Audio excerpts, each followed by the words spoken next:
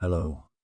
Welcome to my channel Touching Stories. You're about to hear an amazing story about love and unexpected decisions. Enjoy watching. Maria sat and looked out the window. It was fall outside. Rain was drizzling. Leaves were falling from the trees. The woman was in about the same mood. She watched a few people walking in the courtyard. Her body ached, but Maria didn't notice it anymore. She was so used to it that she didn't feel anything. "Maria, are you going to have dinner?" One of the workers looked in on her. "No, thank you. I had no appetite at all." After all that the woman had been through, she wanted nothing. The only thing she regretted was not having children. And now, when her last time came, there was no one to come to her, only social workers, who often felt sorry for her. Maria was born in an ordinary family. There was a father and a mother. Since childhood, the girl did not know other relatives. Perhaps she had them, but no one told her about it. "Maria, come to dinner," her mother called her from the kitchen. Now, happy, she ran and hugged her mother. She loved the evenings when they sat as a family around the table. Daddy would tell stories that had happened to him as a child. The woman and the girl would laugh until they cried. But it ended when he was gone. The man left early. He was not yet 55 years old. "Mommy, don't cry, please," Maria hugged her. "Yes, sweetheart." She wiped the tears, but they still rolled from her eyes. They continued to live together. Although Maria had already graduated from all educational institutions, she was in no hurry to leave her mother. She was quiet, modest. One could say she wanted to be invisible to everyone. "Why haven't you met anyone yet?" The woman wondered. "I don't know, I guess I didn't want to," Maria shrugged. She worked as a simple sales clerk. Alone badly, the mother was silent. Maria seemed that at these moments she remembered her father. The girl herself often remembered him. She reviewed the photos where they traveled together to the south. Daddy was still fully healthy then. "I don't know, I'm afraid of something," the daughter confessed. The mother helped her daughter in everything, even, one could say, sometimes just did some things for her. "Maria, you to the phone," she called her daughter when she was in her room. "Who?" She was surprised and walked down the hall to answer. "I don't know," the woman shrugged. "Hello," she picked up the phone. "Maria, hello," shouted a woman's voice into the receiver. "Who is this?" She looked at her mother, who was still standing by her side. "What are you?" "It's Naomi," did not recognize it. "Ah, Naomi, hello." Maria was surprised to hear her specifically. She was the head of their class, and she had never had any interest in her. "Listen, there's a class reunion. We want to rent a restaurant. It's been 20 years since we graduated," Naomi said. "Okay, I'll think about it." She'd never been invited out before. "There's nothing to think about. Come on," the whole class agrees, demanded the answer right now. "Okay, I'll come," Maria said it, although she knew that if she didn't come, no one would even notice it. "That's it. Included you in the list," cheerfully said the former classmate and hung up. "And what did she say to you?" Looked mother on Maria. Invited to the evening of the meeting, the girl sat down immediately on a chair that stood in the hallway. "You have never met before. Why now?" the woman asked. "I don't know." Maria stood up and went into the room. "Are you coming?" Mom asked another question after her. She probably hadn't decided yet. The next day at work, Maria kept thinking about this proposal. What would she wear if she decided? What would she tell there? Why these thoughts were running around in her head, she herself did not know. But when she returned home, she knew for sure that she would be present at this celebration. And even if she has nothing to say and boast about, but she will look at others, listen to their stories. "I need to buy a dress," she said at home. "Can I help you?" Her mother was ready to go shopping. If you are not difficult, and there is free time, Maria was going to. Of course, the woman was only happy to see such a change in her daughter's behavior. For once, she was going to an event. They walked past storefronts, wanted to go into each, but money was in short supply, so they chose what was cheaper. "Look, The woman saw a very beautiful dress in one of the shop windows.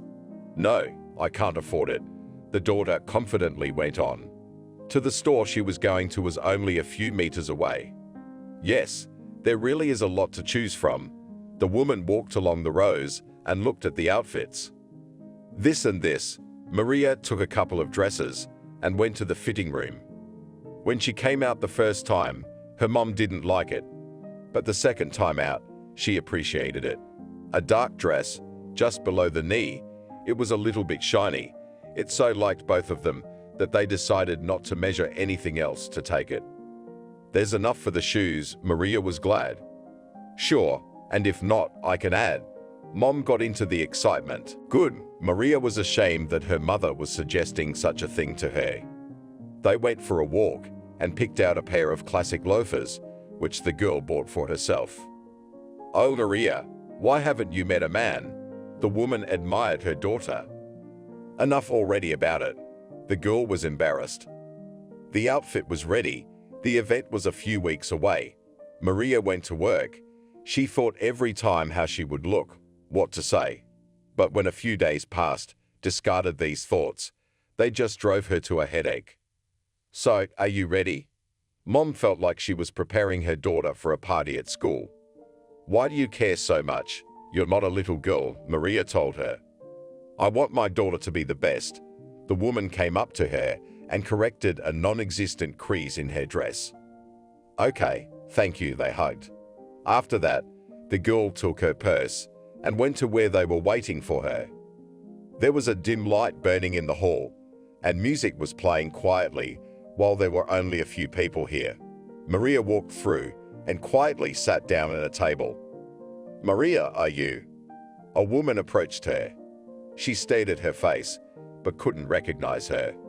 "Yes," she nodded. "How are you? Haven't seen you in ages." She sat down next to her. "It's okay." She was going through her classmates in her head, remembering who they might be. "I'm divorced for the third time. I don't know what these men want," she sighed. "Natalie," Maria shone. "What?" She stared at her. "No, it's just that." She realized she had just remembered that it was Natalie, the head of the class. But if before she was a beauty, guys were stacked in front of her. Now she was a total dame who didn't look her age at all, but older. "Look, Naomi is here." A classmate looked towards the entrance. Yes, Maria also saw a woman in a strict dress enter the hall. Naomi had always been like that. She wore a uniform. Even when it was cancelled, she thought a student looked neat in it. Right now, she didn't bother dressing up, but wore a classic black dress. It made her look like a teacher. "Hello, everyone." The former headmistress approached the tables. She was looking at whether everything was here from what they had ordered. "Oh, look, Frederick, the first guy in our class." Natalie, never tired of commenting. Maria was a little embarrassed. She was getting tired of this woman. People came and sat down at the tables. Everyone changed, became older. Some of them had grey hair. Others had a network of wrinkles on their faces when they smiled. "Maria, hello." A man sat down across from her. She recognized Evan immediately. "Hi." There was a shiver inside. "How are you?" He picked up the utensils, taking them out of the napkins. "Good, how are you?" She looked at him. How much she liked him in high school. Evan looked good now too. "I'm fine too. Working." He poured the wine, put some appetizers on his plate. "Family, kids?" Natalie wanted to know. "No, it didn't work out that way. First I served, then I started building a career. Everything seemed to be going well, but he missed the most important thing. And now, all alone, he's got his hands full." "What are your years?" Was surprised by the girl that he had already put a cross on himself. "Everything is possible." He spoke so calmly, it seemed that the man had no nerves at all. People were coming in. Someone had already started talking loudly. As the evening passed the halfway point, classmates began to cluster, who was friends with whom. Tables were shifting. Everyone was discussing something. "Let's go." Evan showed Marie to the dessert table and have tea. "Let's go." She got up from the chair. It was nice that he didn't ask any questions about her private life, where she was with whom and when. How delicious. He took a bite of one of the cakes. It made Marie laugh. Evan was acting like that time in school when they bought sweet-baked peaches in the cafeteria. What? He looked at her. No, just remembering. She laughed for real now. Well, you try one. He handed her another dessert. No, thanks. I don't really like it, she grumbled. So let's go dancing. He wiped his hands with a napkin and stood looking at her. Okay. Maria didn't recognize herself. Why was she acting like this? This had never happened to any man before. Not only that she didn't talk to them. She certainly wouldn't dance with anyone. Tell me, do you have a husband, a family? Evan asked uncertainly. Why did you ask? She was wary. I don't know, you were so modest at school. But now you're blooming like a flower. He looked at her. You're embarrassing me. She could feel herself liking him. So what? He was still waiting for an answer. No, I don't have anyone. And never have. I live with my mom, I work. Her face flooded with color. She thought Evan was going to say she was a blue stocking. But he didn't. He just hugged her tighter. You what? She smiled. Maybe we could try it. Me alone, you alone. Why not? He looked her straight in the eyes. I don't know. She looked away. Maria, are you losing something? He asked her. No, she glanced around the room. Someone was about to go home. Well, what then? If we don't like it, if we realize we're not right for each other, we'll just say so and break up, he reasoned. Okay, she smiled. The dance ended and Evan and Maria returned to their seats. They sat there, talking about something. At that moment, Emma ran into the hall. She was late, but she made it. She was a recognizable woman, so everyone turned their heads at once and began to greet her. Oh, sorry I'm late. She was looking for a seat. She settled on a couple, Evan and Maria. There was hardly anyone sitting at their table, so she headed there. Well, tell me. She began to put appetizers and pour into a glass. What? Evan was confused. He was busy talking to Maria and didn't want to be distracted. What about what? It's been so many years. Nothing has happened, she gibbered. Let's get out of here. Evan leaned over to Maria and whispered in her ear. Okay, she nodded. What, you're leaving already? I just got here. Emma looked at them. Sorry, time to go home. Evan touched her shoulder. Nice classmates. She glanced around at the other tables, looking for someone else to talk to. As the couple left the restaurant, Evan wanted to take a cab, but Maria talked him into walking. Did you ever think we'd be together? He asked her on the way. Of course not. She was ashamed again. And so was I. You know, when I was in high school, I thought I was the best, he said with his back straightened, almost beating his chest. He was. She remembered how girls looked up to him, including her. Did you too? He stopped and looked at her. What was the big deal? She couldn't understand. I didn't think so, Evan said in a disappointed voice. When they were in 8th grade, a group of guys from their class were called to some military training camp. 5 of them had agreed to go. They went away, practiced, and when they came back, it turned out that Evan was not among them.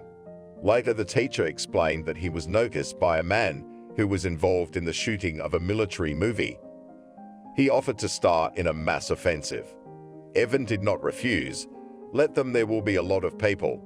But who else can boast that starred in a real big movie? Upon his return, he became the star of the school. Girls followed him around in droves, but he ignored them. Why do you say that? Maria discovered a new Evan today. Yeah, the opposite sex had paid attention to me before, but not much. After what happened, they started flooding me with notes and gifts. It turns out they didn't need a man as he is, but only that everyone knows him now. He was looking under his feet. You're making a big deal out of something, she laughed. Maybe, I don't know, Evan smiled. They reached the house where Maria lived, stopping. Aren't you going to change your mind? Evan asked when she was ready to enter the driveway. I don't think so. She looked at him one more time. The man and woman parted ways. She entered the apartment, flinched when her mother turned on the light. "Why are you up?" she asked her. "I was waiting for you. I was wondering how everything went." They never had secrets from each other. Everything was fine. Maria was so tired. She didn't want to talk to anyone right now. She just wanted to go to her bed. "Okay, you'll tell me tomorrow," the woman understood. They dispersed to their rooms and lay down. It took Maria a long time to fall asleep. She remembered Evan's words, but how could she, just like that, and start living with him? It would take some getting used to. Sleep was stronger than Maria's thoughts. She fell asleep. In the morning, the girl went to work. She decided not to fill her head with unnecessary thoughts. Let everything go as it goes. Life will sort itself out. After a day of work, she decided to buy something tasty home, sit with her mother at the table, chat, because she had not told her anything yet. She went home happy. Maria did not understand where it all came from. She didn't get halfway home when Evan caught up with her. "I wanted to meet him after work. I didn't have time, sorry." He handed her a rose. It was nice. Maria was surprised at the gesture, for they were not 15 years old. "Home?" he guessed. "Yes, where else?" She sniffed the flower. "I'll see her off." He didn't seem to know what to talk to her about. "You already have." She liked being near him. "Have you thought about what we talked about last night? He's back to his old tricks." Yeah, she didn't want to lie to him. So, he was waiting. "I agreed to try it yesterday." She glanced in his direction. "Then go to the store and meet my mom." He stopped. "You know her?" Maria grinned. "Yes, as your classmate. And now, I'll go as a real man and future son-in-law," he said loudly. "You're going somewhere else," Maria said. Evan ordered to wait for him on the bench and went somewhere else. He came back with a bouquet of flowers and a bag full of something else. "Why so much? Do you think we don't have anything to eat?" She even took offense. "What are you saying? I can't go visiting empty-handed." He would have come over and hugged her, but his hands were full. Maria opened the door in the entryway. They went upstairs. "Mom, meet us. We have guests." Maria warned the woman. She liked to go out to meet her in the hallway, in anything. And who was it? She came out in a road. "Hello," Evan handed her a bouquet. "Evan," she recognized him immediately. "That's right," he answered out of habit. "Come in. Why are you standing here?" The mother looked at her daughter confused. She wished she hadn't said anything. She would have known what was going on. Evan and Maria went to the kitchen, and the woman went to her room, wanting to change her clothes. While her mother was away, the hostess offered tea to the man, who was sorting out his bag.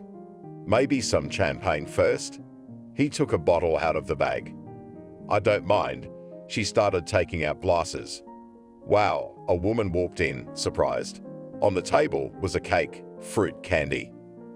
"Have a seat. I didn't want the women to bother themselves today, Evan." Everyone sat down at the table. The man poured a sparkling drink into glasses. The woman sat down. She only had eyes for Evan. "Why are you looking at me like that?" He was embarrassed. "I can't understand how it could happen. We studied in the same class for so many years, lived practically next door to each other, and met only now," she sighed. "Sometimes it happens in life. You don't notice something, and then it's like your eyes open," Evan said and looked at Maria. "Yes, that's it." The woman agreed with him.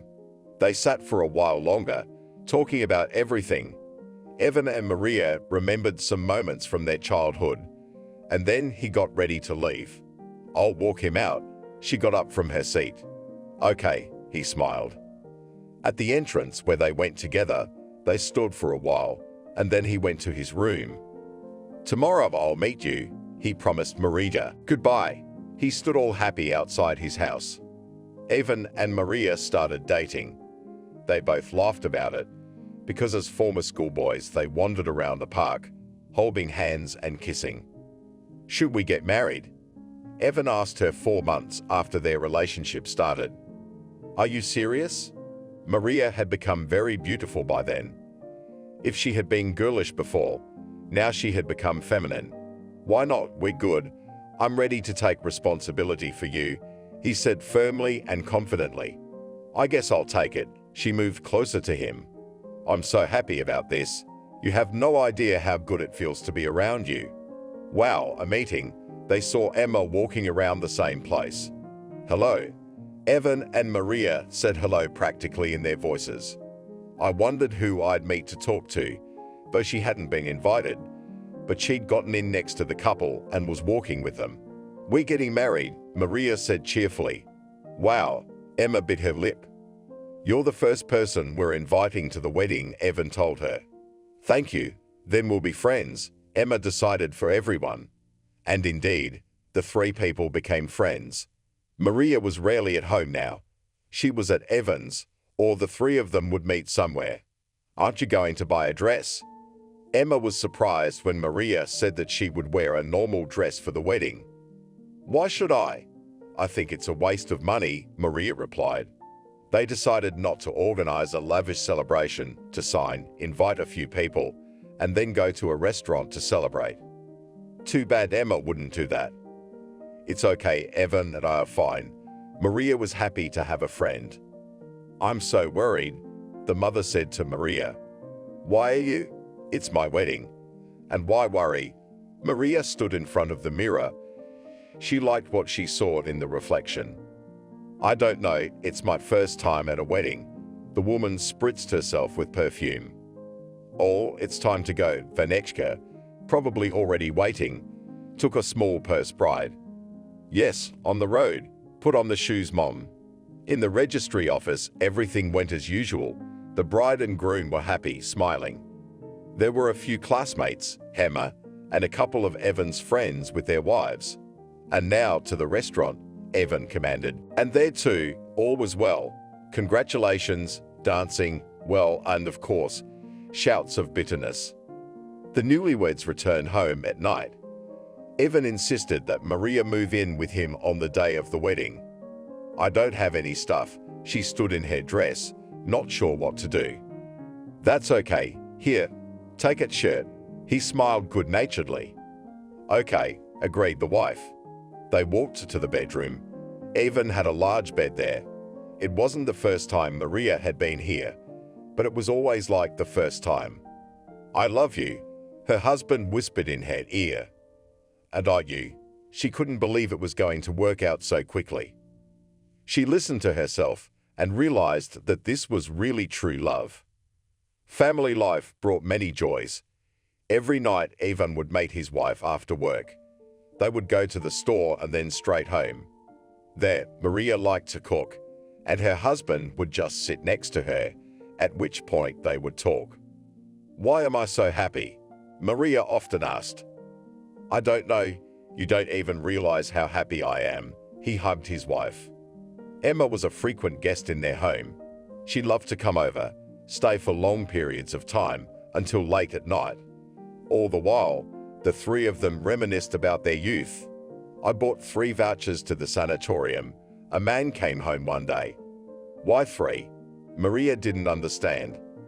"I want Emma to come with us, so that you are not bored." He spoke openly. His wife realized that he was not deceiving her. The next day, she called her friend, telling her what a surprise her husband had arranged for them. "Wow, I have never been in sanatoriums," amazed that. Well and go. Maria was glad that her friend appreciated the deed of her husband. Started packing for the trip. "I do not even know what to take with me," lost Maria, when in front of her stood already open suitcase. "I don't think you'll meet a lot of things in there." Her husband looked in her closet. "Yes, I agree with you." She took only the essentials. They met Emma at the train station with 12 hours of driving ahead of them. "It's your wedding anniversary," Emma reminded them. "I've been preparing for this moment, so we can celebrate the day in a small circle." He took his wife's hand in his. "What a nice couple you two are," Emma sighed. 5 years together, that's not just for you." The man smiled. They arrived where they wanted to go, They were given 2 rooms. Evan and Maria lived in one and Emma in the other. Every day there was some kind of treatments. That was part of the plans too. And in the evening, they would go to an event. Emma was hoping to meet someone, but it wasn't working out. "Don't you like that one over there?" Maria pointed at the man standing against the wall. "I don't know. I'm not going to approach him myself," blushed her friend. After the event, the dancing started, and the friends stood there until Evan was gone. But then he came back and asked his wife to dance. Emma stood there for a while and then decided to go for it. "Hello," she approached the man. "Hi," he replied cheerfully. "I see you standing alone. Bored, maybe we can dance?" Everything was shaking inside, but she overcame it. "Why not?" He offered her his hand. Emma couldn't believe she could do that. "My name is Ramel, what's yours?" Spoke in her ear her partner, because the music was playing too loud to talk just like that. "Emma," she stood up on her toes so he could hear. Pleased, they continued to move to the music. After dancing, the company, which already consisted of 4 people, went to the bar. "I am so pleased that you invited me," said Ramel. "No, it's okay. It's probably boring alone," Evan smiled at him. "And don't tell me," nodded the new acquaintance. That evening they had a good rest, and then went to their rooms. Maria saw that Ramel was walking towards where Emma lived. She only smiled. In the morning, when they were at breakfast, a man came up to Evan and Maria and handed them something. "What is it?" the husband asked as his wife unfolded the paper. "I don't know. I have a counseling appointment." She looked at him fearfully. "What was that for?" The man couldn't understand. He was worried about his wife. Ramel and Emma were still not at breakfast. One could only be happy for his friend. Maria, though she was worried, she needed to go to the doctor's again. She stepped over the threshold. At the table sat a man in a white coat. "Hello, I was handed this today." She put a sheet in front of him. "Yes, I was expecting you." He looked her in the eye. "Is there something wrong with me?" She got even more agitated. "I can't answer you with 100% accuracy, but..." He stopped talking and turned to the window. "What is it? Am I sick?" Maria was already nervous. "Most likely. After all the examinations, I can tell you that in all probability you have a tumor, but this can only be determined by MRI." He could not look her in the eye. Maria's eyes went black. How could that be? She felt fine. There were times when she felt dizzy and achy, but she put it down to fatigue. "Thank you." She just didn't know what to say in those cases. "I have a referral for you right here. You need to go through it as soon as you get back from here." And as soon as possible, he handed her the paper.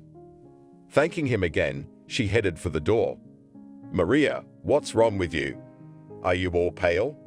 Evan ran up to her. "Here." She showed him the report and the referral. "What? How could this happen?" Evan twirled the paper in his hands and ran his eyes over the lines. "I can't understand it myself," she cried. "Don't get upset. I'll always be there for you." He pulled her close to him. There was no mood to rest further, and they informed their friend about it. "Oh, and you know, Ramel and I are also going to leave," she blushed. "How good." Maria was happy once again for her friend. They all went to the train station together, after together, and to the city where everyone lived. It turned out that Emma's new acquaintance had agreed to go to her place. Maria asked Evan not to say anything to Emma yet. Now she would go through all the procedures, and only then, when everything was clear, to inform. He agreed and didn't argue. They didn't say anything to her mother either, so she wouldn't be nervous. After the MRI and all the tests, the neurologist confirmed that Maria had a mass in her head. This was not something that could just go away. After the MRI and all the tests, the neurologist confirmed that Maria had a mass in her head. It couldn't just go away. She cried. Evan soothed her. That evening they gathered at their home. Her mother, Ramel, and Emma came. Maria is seriously ill. She needs an operation. Evan took the liberty to say, "Why didn't you say anything?" The mother jumped up from her seat and approached her daughter. "We wanted to be sure of everything first," Evan admitted. "When is the surgery?" Emma was upset. "In 2 weeks," the man answered. Maria, "Be strong, we are all by your side," took her friend's hand. But this was not something that could just be accepted. Maria was admitted to the ward. She had to take a lot of tests. She was being prepped for surgery.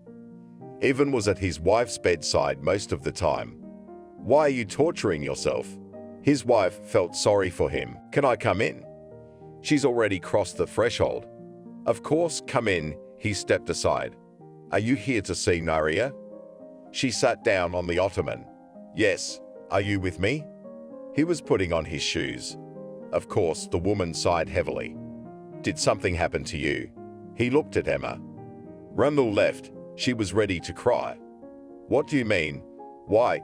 Things were just starting to work out." Evan was surprised. "I don't know." Emma stood up. She walked over to Evan and hugged him. "Let's go." He just gave her a little hug. They walked outside, got into a cab, and drove to the hospital. It had been 2 weeks since the surgery. The doctor said that Maria was improving quickly and would be discharged soon. Evan and Emma had not left her without attention. The car mom, after finding out what happened to her daughter, got sick. Now his son-in-law had to go to her place too. He didn't tell his wife about it because he didn't want her to worry about it. "Darling, you're being discharged," he told her one morning. "I'm glad, but I don't want to stress you out." A tear rolled down her cheek. "What are you talking about? You started that again." Evan pretended to be mad. They arrived home.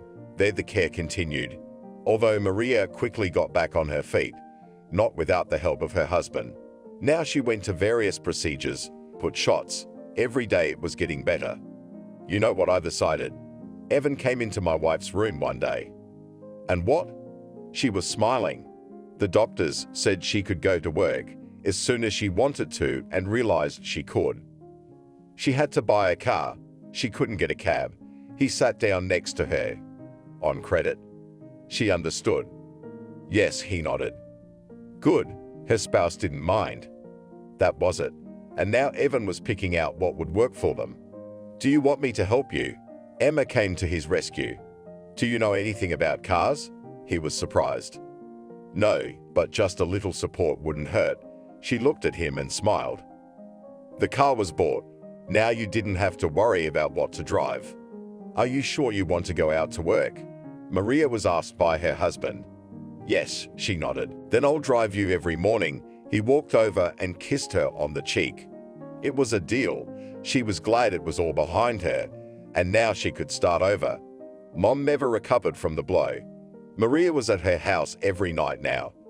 She was afraid that there would be a sad outcome. In the evening, the three of them could get together again at Evan and Maria's apartment. And again the talking, the laughing, and the other. "Emma, hey, did Evan call you?" Maria dialed her friend's number once. "No, why do you ask?" I could hear her getting agitated. "He's never been this late." Maria looked at her watch. "Maybe something happened." She made long pauses between words. "I don't know. I had to go to my mom's. But she couldn't until Evan got here. He didn't show up until the night before." Maria didn't sleep. She immediately ran out into the hallway. There was a cast on her husband's arm. His head was bandaged. "What happened?" She approached him and immediately recoiled. She smelled alcoholic odor. "Maria, I'm sorry." He sat down. "Evan, have you been drinking?" She didn't yell. She spoke calmly. "I wrecked the car." He kept his head down. "The hell with it. The car. What's wrong with you?" She sat down in front of him. "I don't know." He shook his head. "Okay, let's go to bed. You'll tell me all about it tomorrow." She took his healthy hand and led him into the bedroom. "Sorry," he walked and whispered the word. In the morning, Maria went to her mother's house first thing in the morning. That was bad. The daughter realized that during the night she had a seizure. The woman did not speak. She called an ambulance. They came. hospitalized her, upset, crying, worried. You okay? Husband still felt guilty. Fine, she didn't look at him.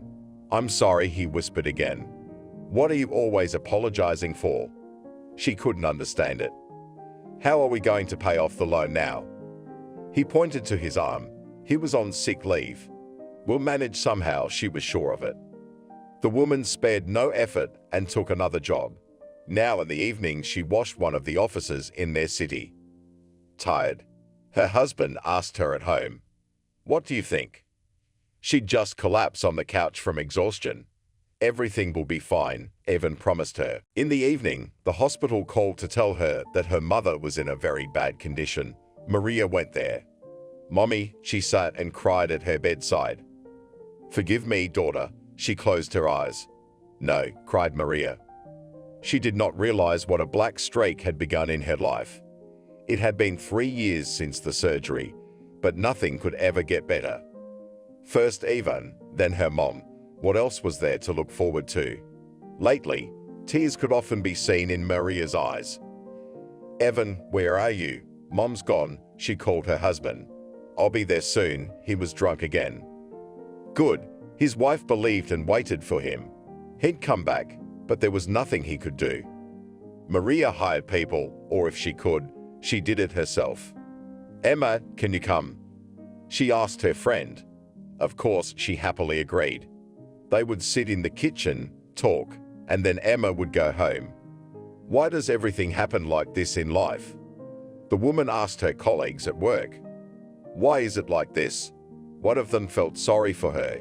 "I don't know, everything is wrong. The family is cracking at the seams," Maria cried. "Perhaps your husband has not coped with the tasks that life has imposed on him," she speculated. "I don't know." That's why she asked, because she couldn't understand anything. "All right, calm down. Everything will be all right," the girls and women assured her. But it wasn't getting better.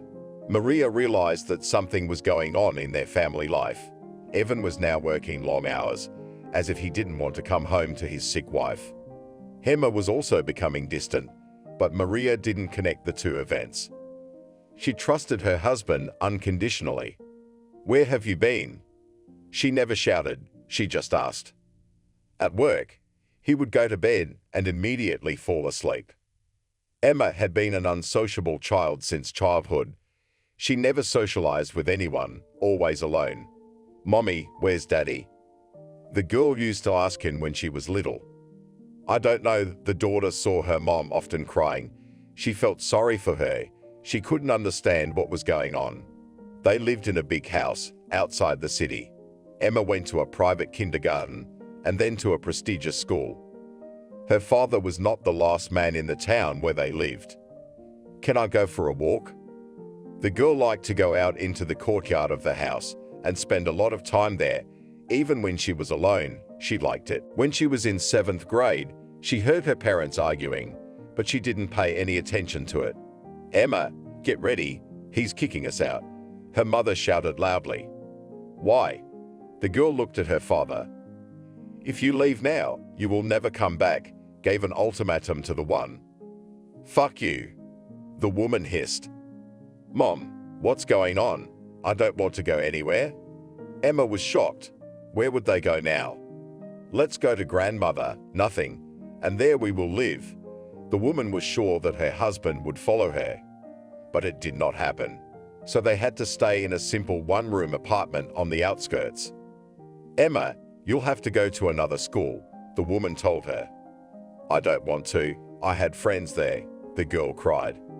"I don't want to hear anything. That's the way it is." The mom freaked out. She had no choice but to take her backpack and go to a place where there were a lot of people she didn't know. "Oh, look, a new girl," immediately drew attention to Emma. She was kind of flattered at first, but then she realized she was being bullied. "Don't pay attention, they are just jealous," said her mother in the evening to the girl who was in tears. "I don't want to study there. Take me back to my school." Emma couldn't help herself. "And I can't do that." Her mother had already regretted 100 times what she had done in the heat of the moment.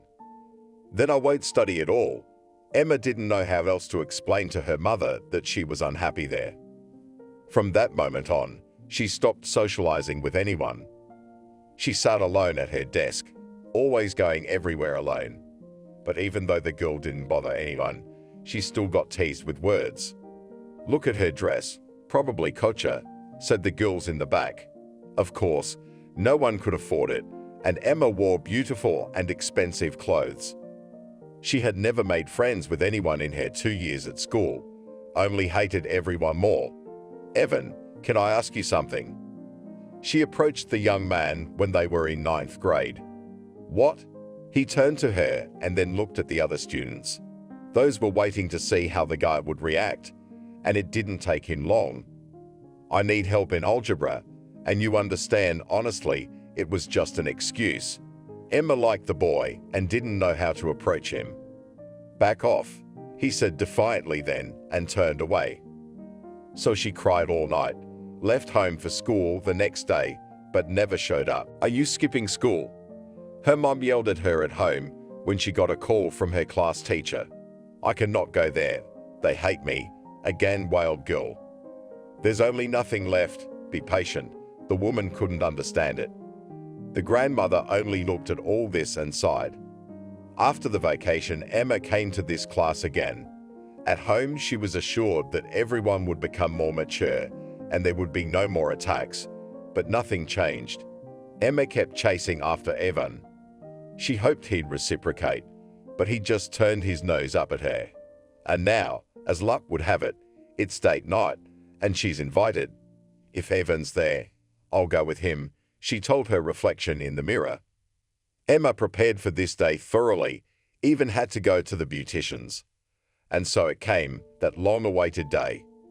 She couldn't get a cab for a long time, so she was late. "Hello, everyone. I wanted to appear casual." "Hello," many looked at Emma with admiration, but that was replaced by envy again. In her head, Emma imagined how she would walk into the hall. Everyone would gasp, and Evan would go crazy when he saw her and immediately wish he had chosen her. But that didn't happen. He was already sitting with Maria. Then Emma was not confused and sat down at their table. They drank wine to the meeting. And then Emma started following the couple. She saw them going to the park and turned a corner, as if it were a chance encounter. When she met Ramil at the sanatorium, she fell behind the couple for a while. She had her own life now, and when he'd left, she'd immediately switched back. "Evan, let me help." He was making something for Maria. Sure enough, he led her over to the stove. She kept the porridge from burning, stirring it, feeling him standing next to her. It had taken a long time to get Evan's attention, but now there were no friends around who could say anything bad to him, and he wasn't the same age. And so, when Maria was fully recovered, and Emma was visiting them, that's when everything happened for the first time. "Maria, hello," a friend called that evening. "Hello." She was surprised to hear from her. "Is Evan home?" Emma asked. "No, he hadn't gotten home from work yet," Maria said honestly. "Okay, I'm sorry to bother you," Maria said in an innocent voice. "It's okay. What did you want?" Maria suddenly realized. "He promised to give me advice on work," the woman lied. "Okay, I'll tell him you called." Maria hung up. Emma immediately dialed another number. "Hi," she said, as sexily as possible. "Hi, Evan was on his way home. Listen, could you come over? The door fell off. I need to take a look." Emma could say anything to get him to come over. "Okay, I'm going home now. I'll be right there." He was off. Emma quickly started setting the table. There was a lot of stuff on the table, of course. Alcohol was also present. "Here I am." He stood on the doorstep. "Come in." She closed the door behind him. "So, where's the breakdown?" He looked around. "No, you're from work, so get to the table first," she commanded. "Okay, I'm hungry as a wolf." Evan rubbed his hands together. "Come on." She led him into the room. Wow, it's a feast in here. He could see the food on the table. "All right, sit down and let's get started." She put his plate first, then hers. She poured wine for herself and something stronger for him. "I'm driving," he refused. "It's okay. You can leave the car here and pick it up tomorrow," the hostess insisted. She persuaded him. The man had long wanted to relax, but first Maria's illness and then other problems prevented him from doing so. They had a drink, and then another. Emma sat closer. She was stroking Evan's arm, telling him something. "Okay, show me where your broken door is." He stood up. "Let's go." She stepped out into the hallway, beckoning him to follow her. When they were near the bathroom, Evan opened it, looked to see that the doors were okay, turned to Emma, and she was already standing there in her beautiful lingerie, looking seductively at the man. "Emma," he was amazed. "Evan," she walked toward the bedroom. "Where are you going?" He was still in shock. "Come here," she called out to him. "I can't. I have Maria," he said, but he followed her. "Your Maria is not going anywhere." She came very close to him, hugged him, and brought her face close. Just as she did so, Evan began to kiss her greedily. He was so bored without a woman's caress. Maria, while she was sick, understandably did nothing, and then kept saying to be careful. After that, they ended up in bed. "Emma, what have we done to you?" Evan only realized it now. "What did we do?" She smiled, lying on the man's chest. "You can't do that. We're the two people closest to her." It was embarrassing. "Come on," she kissed his cheek. After that, they stood up and headed back to the room again. Evan felt guilty. He poured himself another, and then another. Emma had her arms wrapped around his neck the whole time, whispering tender words. She knew that now she wouldn't let this man go anywhere. And then, in such a state, the man got behind the wheel, lost control, and had an accident. After that, Emma couldn't pass up a chance not to talk to Evan. She knew that Maria was often away from home, so she went to Evan's house herself. At first, he was embarrassed, reluctant, refused. But then he realized that there was nothing wrong with it, and they began to meet Emma all the time. "Hi, sweetheart." Emma met a man at her house. "Hi, darling." They no longer wasted time at the table, but went straight to the bedroom. And then he would come home. It was embarrassing, but he couldn't help it. Evan was now in love with two women at once. "Evan, you won't come again." Maria called him. She understood everything for a long time, but she didn't say anything. She worked, got tired, came home, cooked dinner, and then went to bed, more often alone than with her husband. She understood that he was suffering. He was not comfortable living the life she wanted. "Evan, I need you right away," Emma called him one day. "I'll be right there." There was a stirring inside. "Okay, hurry up," she hung up. He couldn't call for a car for a long time. And then, while he was driving, he was exhausted. He didn't understand what could have happened to Emma. He went up to the floor with an arrow and knocked. Suddenly, the thought crossed his mind. What if Maria was waiting for him here? She'd found out, and now she'd blame him, and he was afraid. Finally, Emma opened the door for him. She was in silk underwear, as usual. "What's wrong? Why the urgency?" He didn't understand. "Come on, you'll find out." She let him in. Evan walked down the corridor. It seemed that now they would enter the hall and Maria would be there. But no, there was no one there. "Arf," Evan exhaled. "Why are you so tense?" laughed the woman. "Nothing, just," he waited for what she was going to tell him. "Here," she handed him something. "What is it?" He held the cardboard rectangle in his hands. "Open it," she asked him. "And what?" He pulled out a narrow strip of cardboard. "Evan, how can you live all these years and not know the basics?" she sighed. "Excuse me, and try to explain," he said jokingly. "I'm pregnant." She sat on his lap. "What? How is that possible?" His eyes became like two saucers. "Imagine, and so it happens in life," laughed Emma. "And what do you want from me?" "I'll recognize the child. I'll do anything you say." Evan dreamed about it for years. "Are you crazy? How old am I?" Think about it. She rolled. You're saying he didn't finish? Yes, I will go for an abortion. I just wanted to warn you, so that you will not say later that I cheated. She kissed the man she loved. What happened? He was ready to cry. There's nothing to be sorry for. You should have paid attention to me earlier, and I was coming on to you, she chided him. Well, he could understand Emma too, after all age. After that, the man fell into depression. Maria saw that with her husband something is wrong, but she didn't pester him with these questions. She knew that sometimes a man wanted to be alone, to sort himself out. One day, Maria was coming home from work, and in the mailbox she saw a letter sticking straight out. She went into the apartment, opened it. I wonder who writes letters these days, she muttered aloud. There were only a few lines inside. It was written by some aunt of her mother's. She said there was a house in the village, no one to leave it to, so it was going to her. What? She was amazed. She even wanted to laugh. Hello. She called the phone number on the envelope. The one on the envelope. A young man with a pleasant voice answered. I got a letter saying I own a house. She introduced herself. Yes, come, we will discuss everything with you, said the voice in the receiver. Marie had wanted to get away for a long time. Evan, she waited for him today. She didn't go to bed. Oh, you scared him. Why are you sitting here in the dark? He jumped. Listen, I have to leave early tomorrow morning, she said. Where to? He didn't understand, because his wife never went anywhere. I want to go to the temple to pray.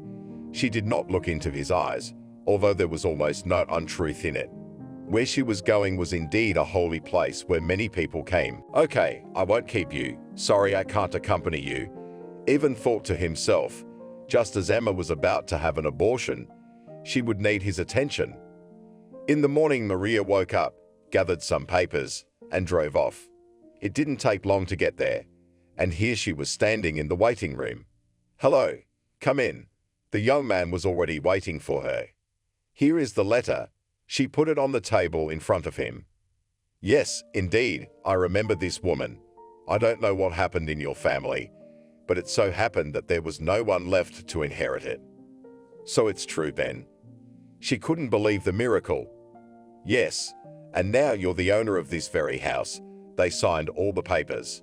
Maria wasn't in a hurry to get home. She wanted to stop by the village and see what she'd gotten. The bus was slow, dusty and stuffy. But when they approached the village, they saw an unusual expanse of land, which was very beautiful. Here we are, said the driver when he stopped.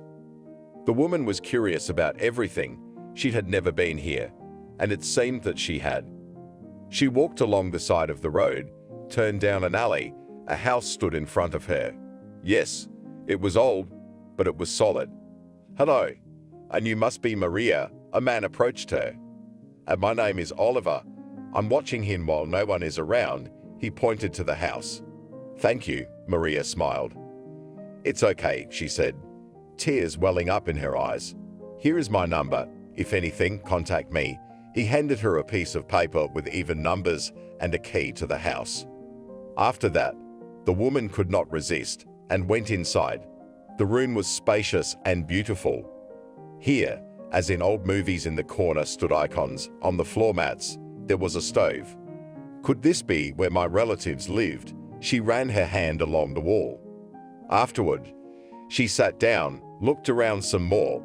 She had to get ready to go home. She might not catch the last bus. Maria, Oliver ran after her. Yes, she looked back. When do you expect next time? He asked. I don't know. Maybe tomorrow, or maybe not at all. She couldn't promise because she wasn't sure of anything. Okay, then called her. He finally caught his breath. Maria was riding in the bus. She realized that it was happiness to get a house from some unknown relatives. But at the same time, it was uncomfortable. While she was traveling, Emma still went to the hospital. Now she was at home, and Evan was next to her. Does it hurt? He kept asking. It's fine. Emma wrinkled her nose. She didn't want him to see her the way she was now. Maria arrived home. Evan was not there as he had been many times. She didn't get upset. She went to the kitchen and started cooking. "Maria, are you home?" He was surprised when he entered the apartment. "Yes, I just arrived," she answered. "Good, I'm free too." He came to her kitchen. As they sat there, she told him the story of the house. It was incredible. "Wow, you're lucky." He walked over to her. Maria could clearly smell the perfume Emma was wearing. "When was the last time you saw Emma?" she asked Evan. "Yesterday." "Why?" The man tensed. "No, I just asked her if she had been away for a long time," Maria lied. She just wanted to see if her husband was lying to her or not. It was very upsetting, but what to do in such a situation? She did not know exactly that, and with assumptions to make a scandal, did not want to. "Nothing at all, just asked." She turned away to the stove. Several years passed. One morning, Marie felt so bad that she couldn't even get out of bed. "What's wrong?" Evan was scared. "It's nothing, you go. And if you need it, I'll call an ambulance myself." She looked and smiled. "Are you sure?" He wanted to help. "Yeah, goodbye." The woman hugged her husband. Evan went to work. He knew Emma was waiting for him tonight, but he couldn't let his wife down and leave her. "Are you coming over?" She called him before lunch. "You know, Marie was sick this morning, and I'm worried about her," Evan admitted. "Couldn't you call an ambulance?" Emma didn't understand. He offered. She said she'd do it herself. He didn't want to hurt that woman too. "I don't know anything tonight. I'll wait for you at my place." She hung up. Evan looked in front of him. He didn't understand what he should do now. And in the middle of the day, everything resolved itself. "Evan, hello." Maria spoke, breathing heavily. "What's wrong? Where are you?" He began to worry. "My head hurts so much that I called an ambulance. They took me to the hospital," she mumbled. "Should I come?" He didn't know how to behave. "If only tomorrow." She disconnected. "Okay, bye," was all he had time to say, but he wasn't sure if his wife heard it.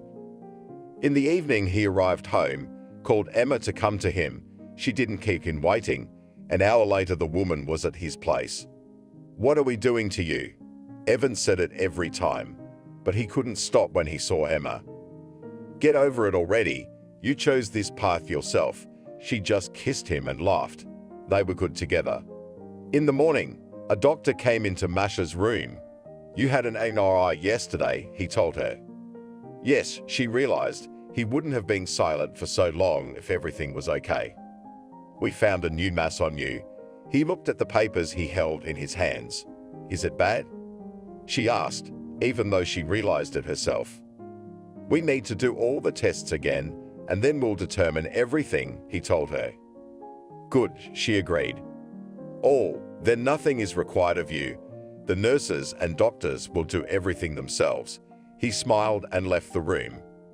Maria lay there, tears flowing from her eyes. Why exactly she had to go through all this? She knew from the way she felt that something was definitely in her head. She didn't even need any tests. "Hello." A young girl entered the room. She approached Maria, did some manipulations, and then started drawing blood. After that, other doctors came in, attached some apparatus. When everything was done, the doctor came to the woman again. "Can I ask you something?" She looked at him.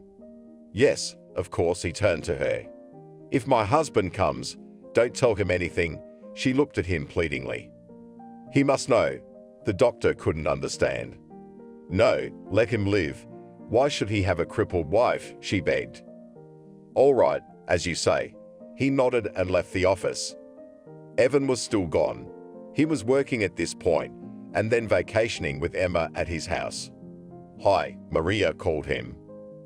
"Hello, darling." He thought. He hadn't called her in a while. "Listen, I'm being transferred to a clinic in another city." She lied to him. "Why didn't you call me?" The man's heart was pounding. "I didn't want to bother you. It's no big deal. It's just a simple checkup." She was lying through her teeth. "Okay, but promise me that when you need to, you'll definitely call me." "Sure," she smiled. After all the tests, the doctor told Maria that she could go home temporarily because the results would be coming in. This was both happy news and at the same time, not so happy news. Maria slept here tonight and only went home the next day. It was evening. She saw Emma's car parked outside their house, but the lights in the windows were not on. So the woman sat down on a bench and waited for the windows to light up. As soon as they did, she went up to the apartment. "Hi." She walked into the hallway. "Maria, I'm just here to help Evan with dinner." Emma grabbed a knife and started cutting something. "Oh, thank you so much for helping out so much." Maria smiled, pretending everything was fine. She walked into the room. Her friend and husband were running around. "Why are you so worried?" "I'm fine. Otherwise they would have left me in the hospital." She didn't look at them. "Maria, do you need anything?" Evan wouldn't calm down. "Nothing," she nodded. "All right, I'll go then," Emma said. "Yeah, go ahead. Bye. See you later." Evan saw her off. "I have to go to the hospital again soon." She didn't make eye contact with her husband. "I'm always here for you," he hugged her. Mary didn't feel bad. On the contrary, she knew she was leaving her husband in good hands. She went to the clinic again. The tests showed everything that Maria herself had assumed. Now she had to decide whether she needed the operation or not. "Tell me, what will happen if I don't have this operation?" Maria asked the doctor. He looked at her and did not believe that she would decide to do it and refuse the surgery. "Well, I have to think about it." She braced herself, but as soon as the doctor left the room, tears came out of her eyes. As she lay there, she realized she wasn't going to do anything else. Why, if in a few years everything could reappear again? And again, hospital, surgery. And if they damaged something, then she would be brought back to Evan, and he wouldn't be able to keep her. She'd ruin his whole life. And Maria loved her husband so much, she couldn't let him do that. She didn't want him to take care of her for years. "I made a decision." She walked into the surgeon's office. "And what have you decided?" He folded his arms. "I'm not ready to go into surgery." She lowered her eyes. "Are you sure? Because it could be very damaging to your body." He was ashamed to look at her too. "It's my decision. I can sign any waivers." She sat down at the table across from him. "Okay, but if you change your mind suddenly, we are always waiting for you." He gave her a paper and pen for her to write what he would dictate to her. Maria gathered her things and walked out of the hospital. She needed to go home, but didn't really want to. Maria realized that Evan was there with Emma. No, she wasn't offended or anything. She just didn't want to get in their way. "Hello, Sarah." Maria decided to call her older coworker. "Hi, Maria." She was glad to hear from her. "How are you doing?" She started from afar. "Say what you wanted to say already." The woman was a bit aware of her business. She shared it with her all the time. "You see, I have such a delicate situation." Began and again, Maria was silent. "Okay, come to my place, we'll talk." The woman hung up the phone and waited for her friend. Maria arrived quickly. She entered the apartment.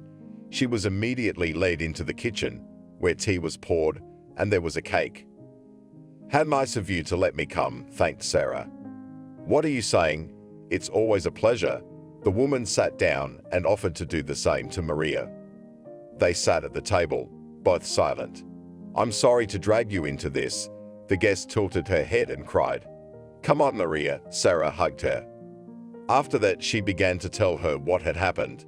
At the end, both of them were crying. "How do you deal with all this alone?" The woman sobbed. She felt sorry for the young woman, and God only knows how much she had to endure. "I should probably go." Maria started to get up. "No, you'll sleep at my place tonight and go tomorrow," Sarah insisted. "Would that be convenient?" Maria wasn't quite calmed down yet. "It's all right." She went into the room and brought a robe for the guest. "Say, and your husband does not call you at all, just like that, took and threw you out of his life?" asked the woman when they had already laid down. "I do not condemn him for this." "You asked." Marie did not want to talk about it. She didn't think about it yet. She was relieved. In the morning they woke up, had breakfast, drank coffee. Maria was about to leave. "You'll be here in a minute." "Are the two of them there?" Sarah looked at her. "I hope they're both at work by now," she said. "Can't you wait until the evening, or at least later?" The hospitable hostess didn't want to let her go. Good. Marie didn't want to leave right now, but when evening came, she couldn't wait any longer, packed up and walked to her house. Emma's car was back in the driveway. Maria looked up at the windows. The lights were on, so it was safe to go in. She went up to the floor, opened the doors and walked in. There was no one in the kitchen. She thought Evan and Emma were in the hall, so she went there. And there they were, lying on the disassembled couch. Ouch, Maria even sat down. This was something she hadn't expected to see. Even though she had thought about it, she didn't imagine she would ever see it. Maria, her husband, immediately jumped up. He covered himself with a sheet. And Emma was lying there. She didn't even think of getting up. "Excuse me." The wife went to the kitchen so she wouldn't have to watch all this. There she put the kettle on. She didn't want this to be revealed so quickly. At this time, Evan and Emma got up and got dressed. "And what are you horny for, hatching?"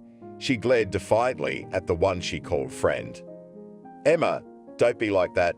Maria wanted to calm her down. "What? You thought you found a good man?" She sat down. "Evan, tell her to calm down." She tried to find support from her husband. "No, honey, he's mine." She wagged her finger at Maria. "Hear me out." Maria raised her voice. "What can you say? Do you know how many years we've been together?" Emma said in the same raised voice. "I know," Maria said calmly. "How?" Both of them were stunned and looked at each other. "Emma, calm down." Evan looked at her sternly. "You too." Maria touched his arm. They sat together, eyes flapping as the landlady told them how she herself had pushed her friend towards her husband, how she had waited for the light to come on. "You knew everything and you kept silent?" The husband was astonished. "What was I supposed to say?" "I'm leaving." She went to her room to pack her things. "Where to?" The man didn't understand. "It doesn't matter anymore. You found yourself a beautiful woman. Now I'm not afraid to leave you." Maria calmly folded her few things. "I don't get it. How could you push me towards him?" Emma looked at Evan and Maria.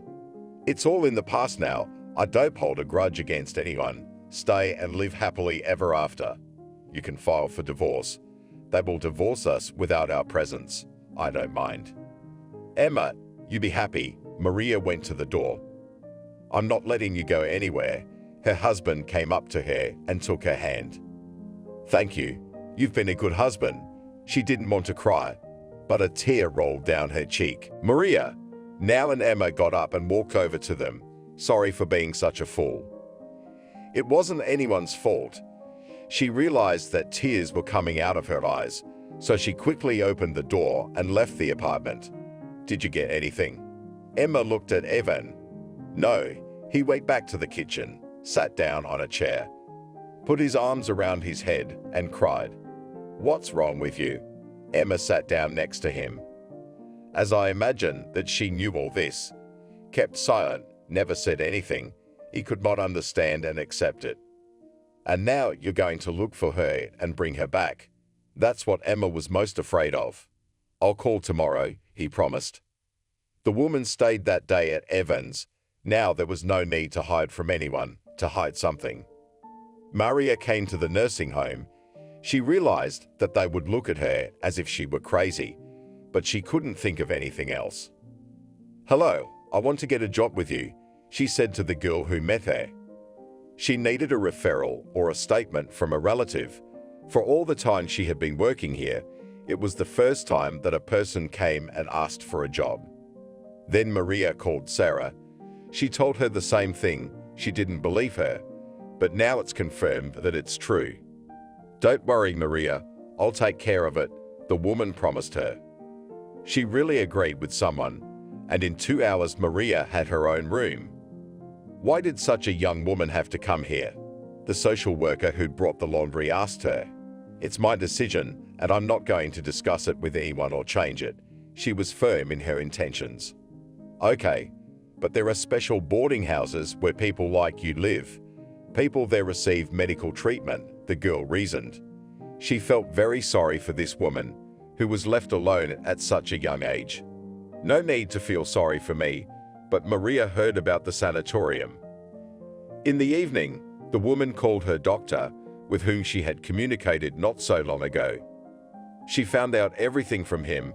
He confirmed that in fact, there is such a thing, but it doesn't come cheap. Can you write a referral? She asked him. Do you have the money? He asked. Yes, she knew she had enough on deposit. It was left over from the sale of her mother's apartment. Then she had to do it to pay off the loan. Welcome, it was not difficult for him, especially since the diagnosis was not easy. Maria herself does not know why, but she was so happy. She arrived at the place where she was already waited for, paid for the accommodation. The ward was many times different from the one she had been in the first time.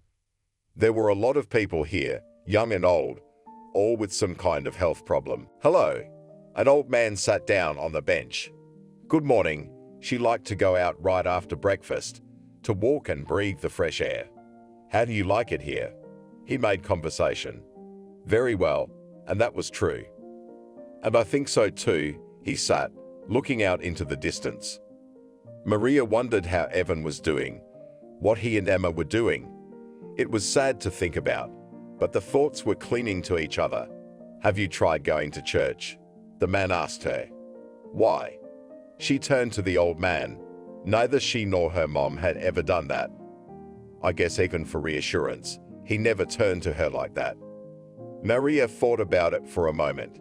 Should we really go and pray? In our temple recently brought an icon. That's where you need to go, he said quietly. Thank you. For some reason, tears came to Maria's eyes.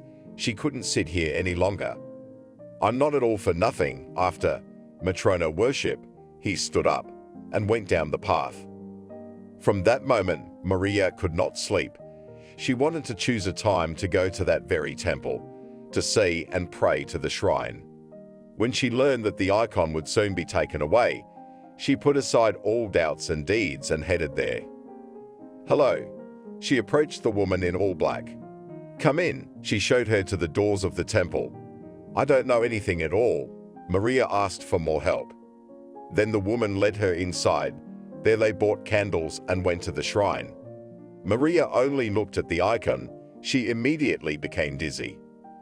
She did not know how to pray, but the one who'd brought her here told her to speak her mind. Street Matryoshka, Maria knelt down in front of the icon. She began to ask first for Evan, Emma, and then she said to herself. Tears rolled from her eyes, and her soul felt light and warm. It seemed as if those tears were cleansing her. How was it? The same woman who had met her at the entrance asked her.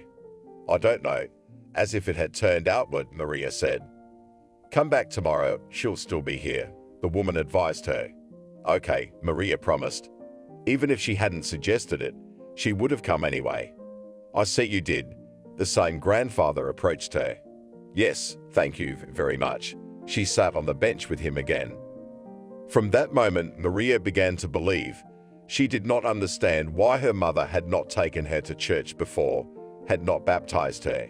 Everything was good here. The nature, the staff, but the worst was the loneliness. When evening came and Maria sat alone in her room, all sorts of things came into her head. She wished someone would come to visit her, but there was no one. She didn't want to call. Are you going out tonight? An old man came to see her. Are you going that way? She turned to him. Yes, he nodded affirmatively. Then I'm coming with you. Marie liked the smell of incense, the candles burning, the quiet songs being sung, and the sound of prayer was like nothing else. Back, they usually walked together, silent. Just Maria would go to her room and go to bed. Maria, she saw Sarah heading towards her. How are you here, she wondered. I couldn't help but come, they hugged. You know. And Maria started talking about the church, about Matrona, and everything else. I see that you are not bored here at all, smiled the older friend. Everything is fine. Don't worry about me, was calm Maria. And the illness?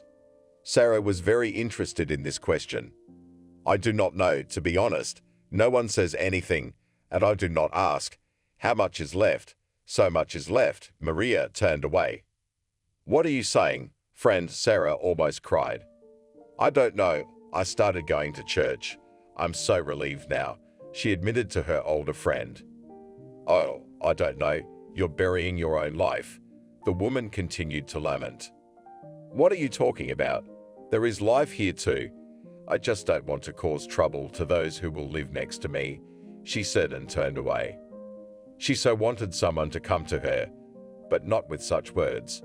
Why would she want to hurt her soul? What about Ivan? Sarah asked. Nothing. He filed for divorce. Everything must be going well. That was not an interesting topic for Maria either. It's clear you've got away from everyone. You should become a nun, said the woman with a chuckle. Why? It's an idea, Maria thought. No, I don't mean that. Sarah was afraid that now her friend would go to church. Do you know how nice it is there? Maria stopped talking. They sat there until the evening, talking and arguing, and then Sarah left. Maria asked her not to come again.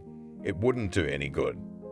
All right, I don't know what this hermitage will do for you. The woman seemed offended. She left, and Maria was left alone again. Often she sat at the window and watched the rain and the falling leaves. Today was just like that. There was practically no one on the street, but it was still interesting to watch.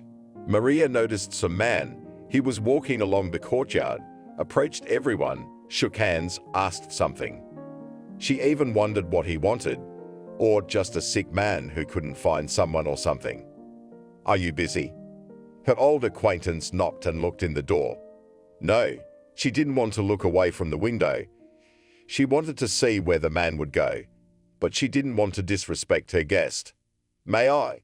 He came in, took off his shoes at the very threshold and went on. Have you been on the street? Maria asked him and immediately thought that she didn't even know his name.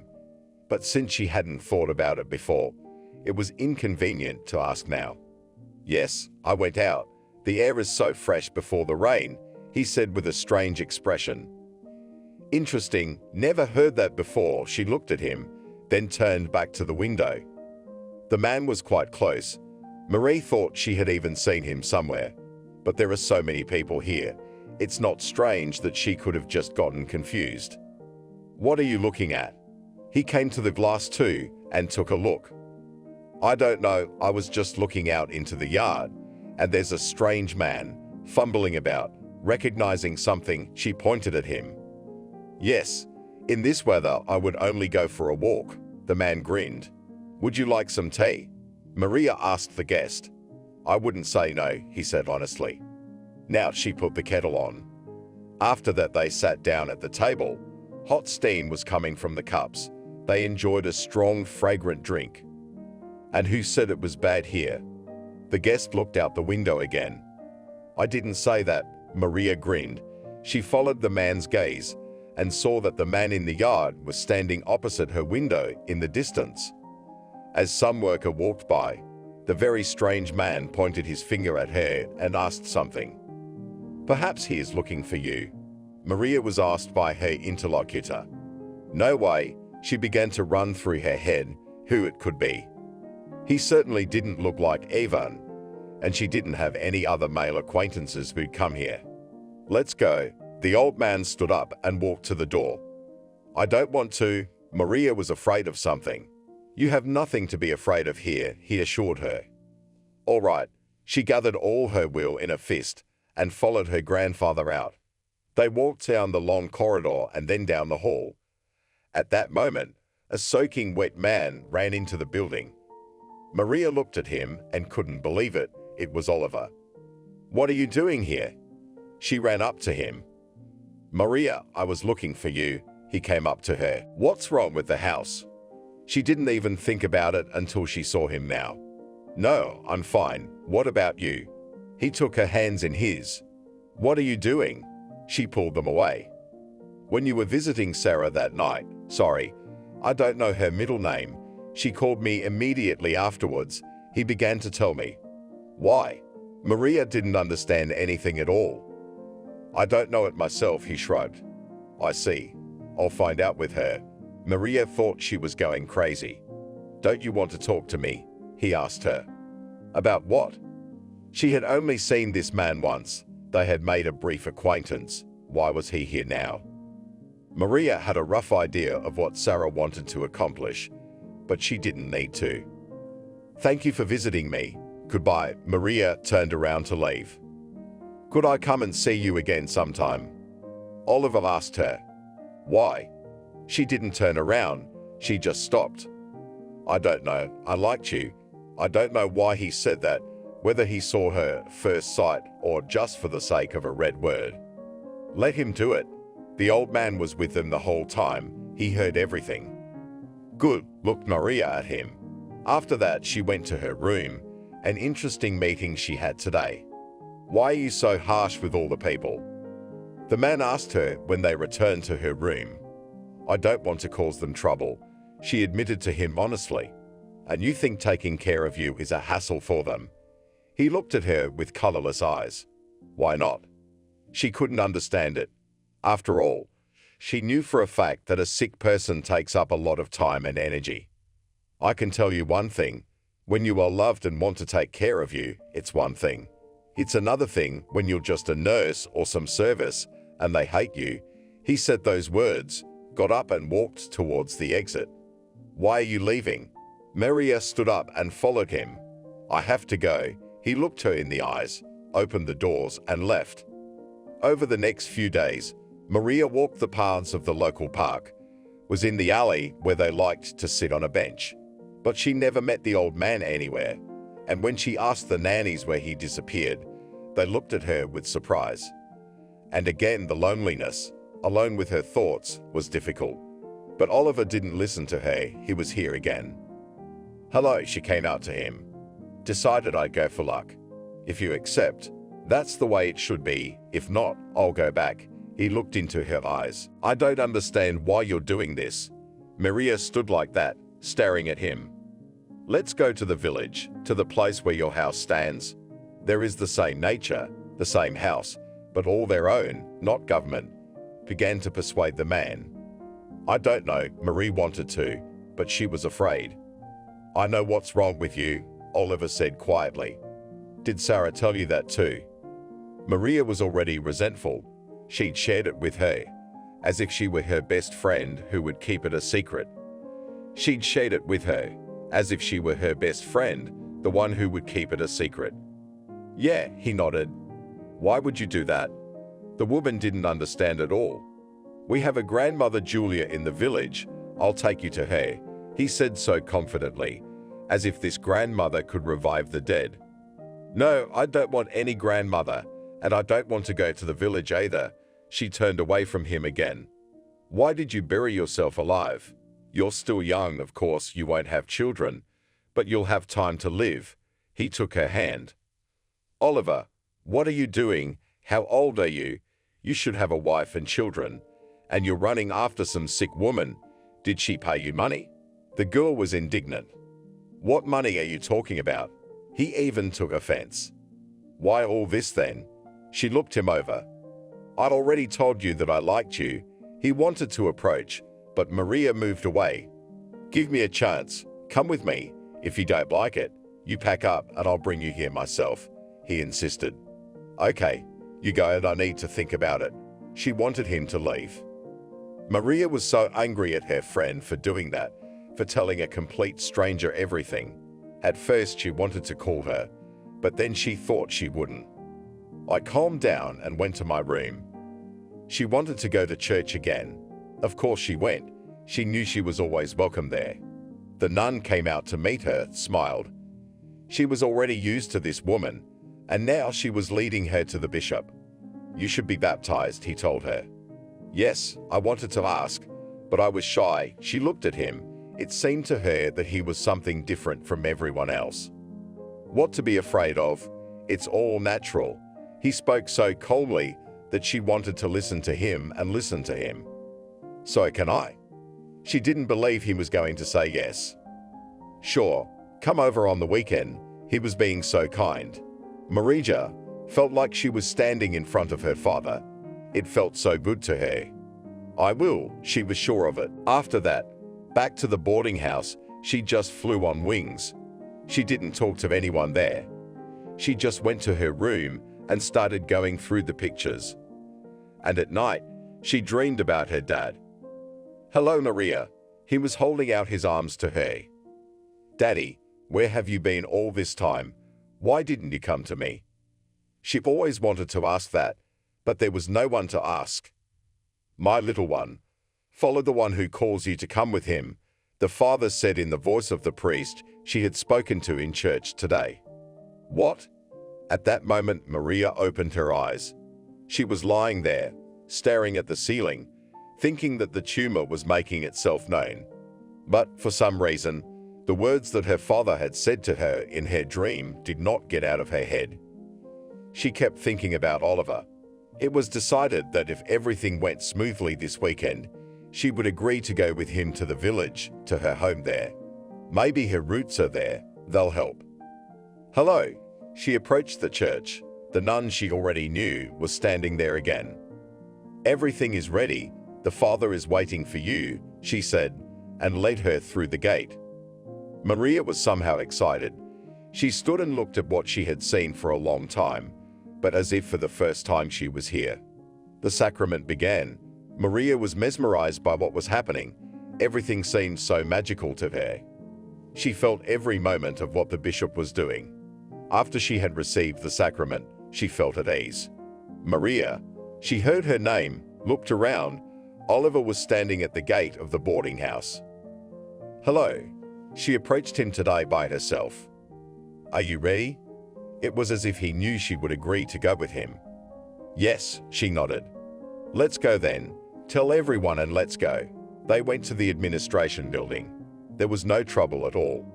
And now, Maria was already sitting next to Oliver in the car, and they were driving to the very village where she had once been. Why did you change your mind? Oliver asked. I don't know. I had a dream about my father, and she was telling him the truth. I'll introduce you to Grandma Julia, and she'll tell you all sorts of things, he said mysteriously. What things? She already believed everything that was going on around her. Last night, she came running to me and started screaming. Go after her, that's all, he turned to Marie. And you? She smiled, realizing she'd asked a stupid question, because there he was, sitting next to her. They arrived quickly as they pulled up to the house, which was Maria's. They got out.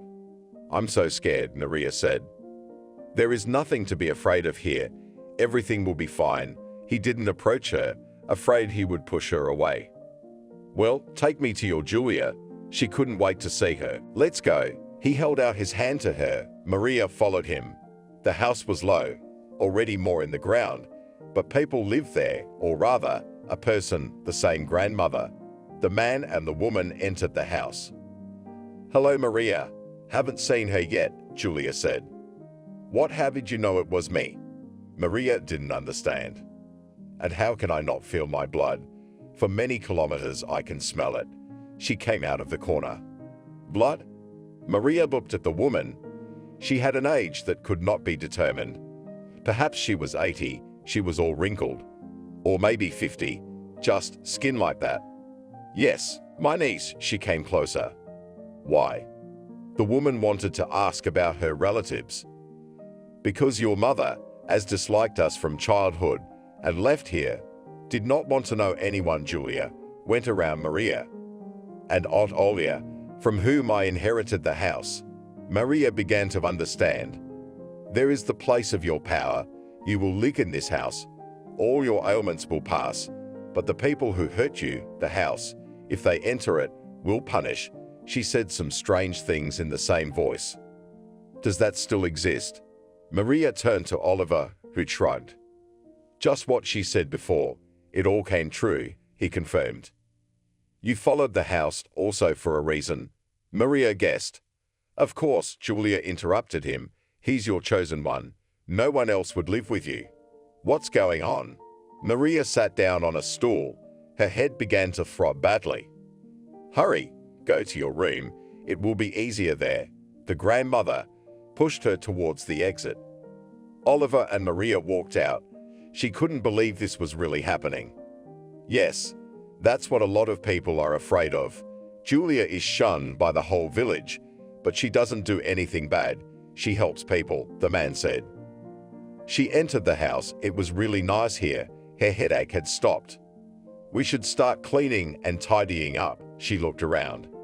I don't mind. I can get more workers. He was glowing with happiness. Oliver, I'm sorry. She came up to him.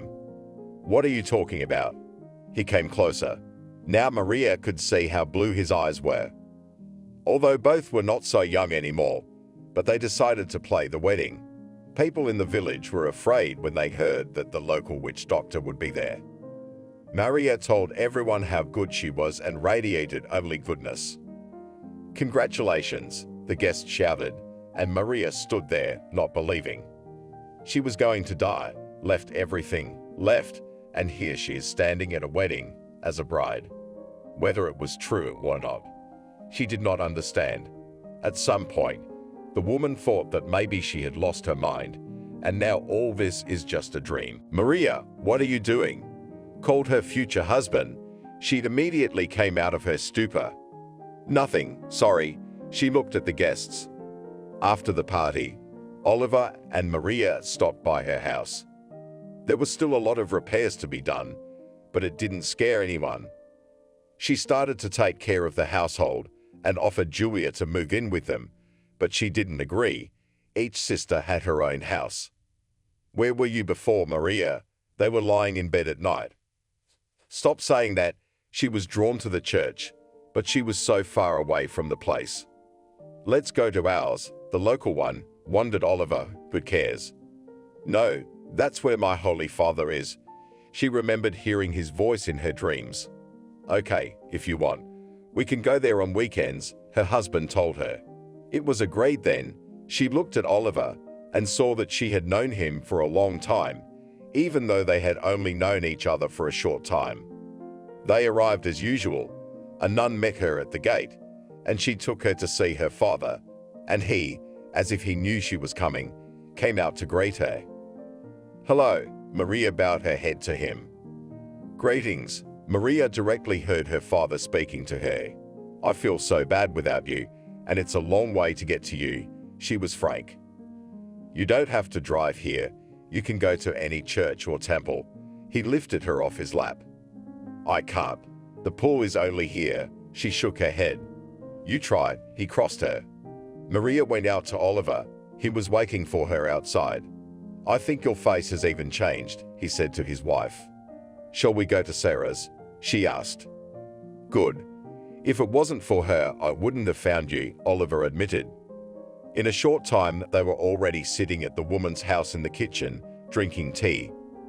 I can't believe that just a few months ago, I had a sick and devastated woman sitting in my kitchen, leaving everything behind and going to die. And now here sit a husband and wife who are ready to still be alive and living, she smiled.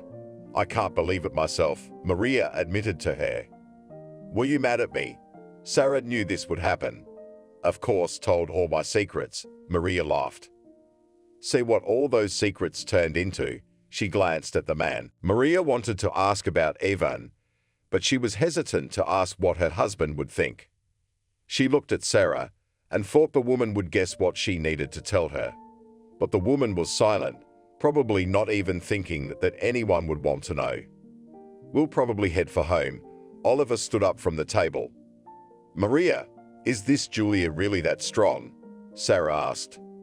I don't know, but I think so. She looked at her friend in surprise. Is there any way I can get to her? The woman made sure Oliver didn't hear her.